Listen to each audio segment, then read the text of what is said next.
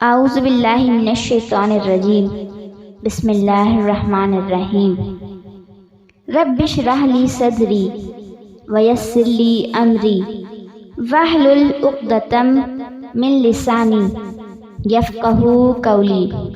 ترجمہ: اے میرے پروردگار، میرا سینہ کھول دے اور میرے کام کو میرے لیے آسان کر دے اور میری زبان کی گرہ کھول دے تاکہ لوگ میری بات سمجھ سکیں۔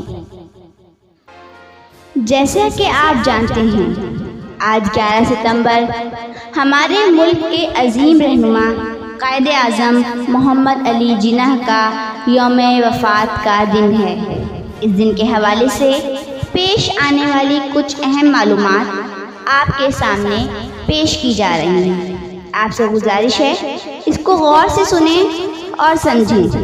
میرے چینل SMT انسائکلوپیڈیا کو لائک کریں، سبسکرائب کریں، شیئر کریں۔ آئیے چلتے ہیں اپنی ویڈیو کی جانب۔ وزیر اعظم لیاقت علی خان کی قائد اعظم محمد علی جناح سے آخری ملاقات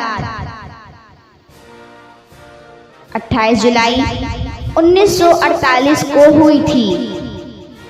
قائد اعظم نے اپنا آخری عید الفطر کا پیغام زیارت سے 7 اگست 1948 کو دیا تھا۔ قائد اعظم نے اپنی زندگی کا آخری خط 1 ستمبر 1948 کو امریکہ میں متعین پاکستانی سفیر MAH اصفہانی کو لکھا تھا۔ 11 ستمبر 1948 کو قائد اعظم کا انتقال کراچی میں ہوا تھا۔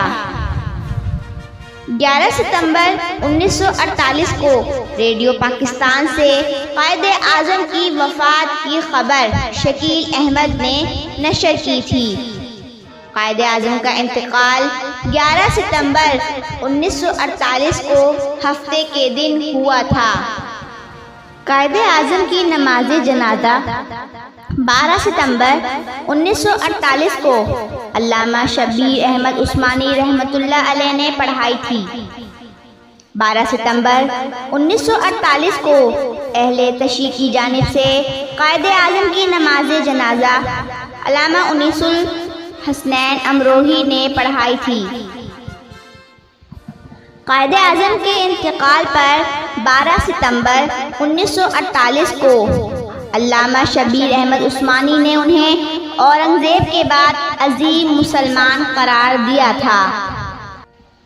12 ستمبر 1948 کو 3 شخصیات شکیل احمد، صدیق احمد صدیقی، ZA بخاری نے قائد اعظم کے سفر آخرت کو براہ راست لمحہ بلمحہ ریڈیو پر نشر کیا تھا۔ یہ الفاظ میں اور حکومت کے دوسرے وزراء نے آج بھی اپنی زندگیوں کو پاکستان کی خدمت کے لیے وقف کر دیا اور خدا تعالیٰ کے سامنے وعدہ کرتے ہیں کہ ہم ہمت اور عزم کے ساتھ اس کام کو جاری رکھیں گے جس کے لیے قائد اعظم محمد علی جناح نے پاکستان کے قیام کے بعد اپنی زندگی وقف کر دی تھی۔ یہ الفاظ وزیر اعظم لیاقت علی خان نے 12 ستمبر 1948 کو کہے تھے۔ قائد اعظم کے انتقال کے بعد حکومت نے قائد اعظم میموریل فنڈ کے قیام کا اعلان 20 ستمبر 1948 کو کیا تھا۔ یہ تھی 11 ستمبر 1948 کو پیش آنے والی کچھ اہم معلومات۔ یقیناً اس سے آپ کی جنرل نالج میں بہت اضافہ ہوا ہوگا۔ ایک قوم کی حیثیت سے ہمیں بھی چاہیے کہ ہم قائد اعظم کے بتائے ہوئے اصولوں پر چلتے ہوئے ملک پاکستان کی کامیابی اور ترقی کی راہ پر گامزن ہوں اور پاکستان کا نام روشن کریں۔ آئیں آج کے دن عہد کرتے ہیں کہ ہم قائد اعظم کے ویژن کو آگے بڑھائیں گے۔ اسی پہ اختتام کرتی ہوں۔ پاکستان زندہ باد، پاکستان پائندہ باد۔